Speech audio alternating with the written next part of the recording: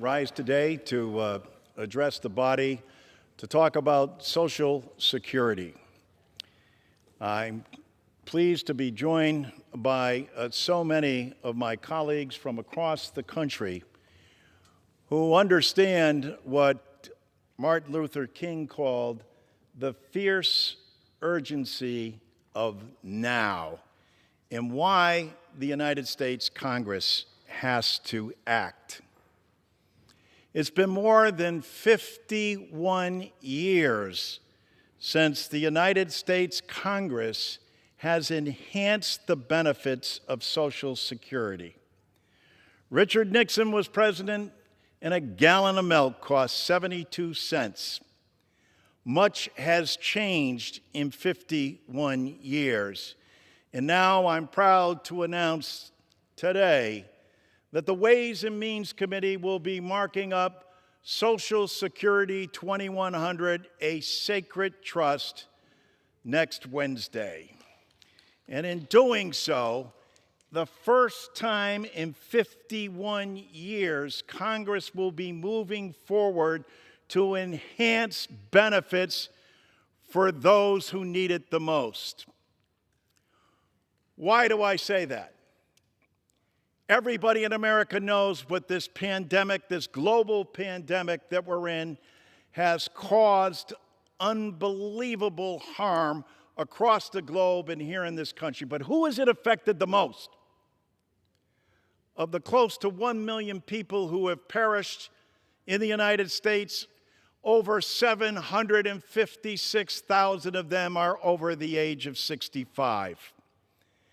And who is the group that has been hurt the most by the ensuing inflation that comes from a global pandemic and a war in the Ukraine?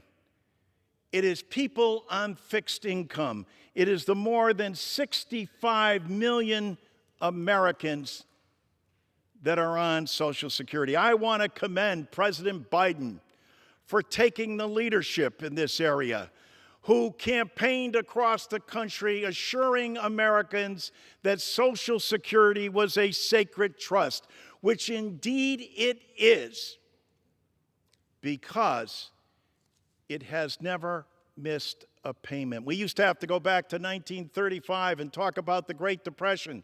We only have to go back as far as 2008 and 2009 because people understand during the Great Recession, when they saw their 401k become a 101k, that Social Security never missed a payment. Not a pension payment, not a spousal payment, not a dependent payment, not a disability payment. It is America's #1 insurance program. And all Americans know this, and it's easily verified weekly or monthly when they look at their paycheck and it says FICA, Federal Insurance Contribution. Whose? Theirs.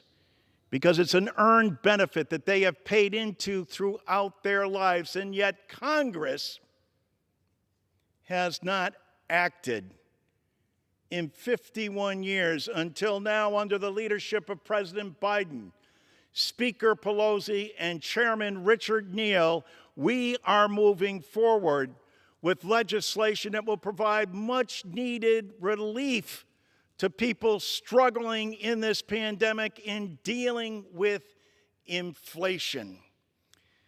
I'm pleased that I'm joined today by so many of my colleagues who have told their stories over and over again about the citizens that they are interacting with and what an enormous burden this pandemic and inflation has caused for them. And now, finally, for Congress to act. And how so? Improving benefits across the board by more than 2% for everyone, making sure that nobody who worked all their lives and paid into a system can retire into poverty, making sure that we have a COLA that actually reflects the cost that people incur, making sure that we repeal WEP and GPO so that teachers and firefighters, something that Mr. Pascrell has championed his whole time here in Congress, understand that relief is on its way because Democrats care deeply about this.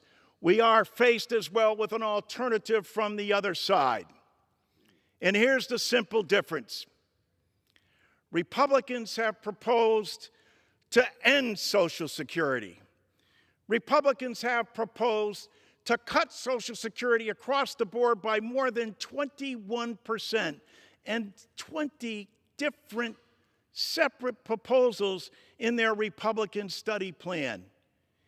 They have also called in committee, in the 8 hearings that we've had on Social Security, to still privatize Social Security. Democrats stand not to just protect Social Security, but to expand Social Security for those that need it the most. And those assembled here today understand how vitally important it is.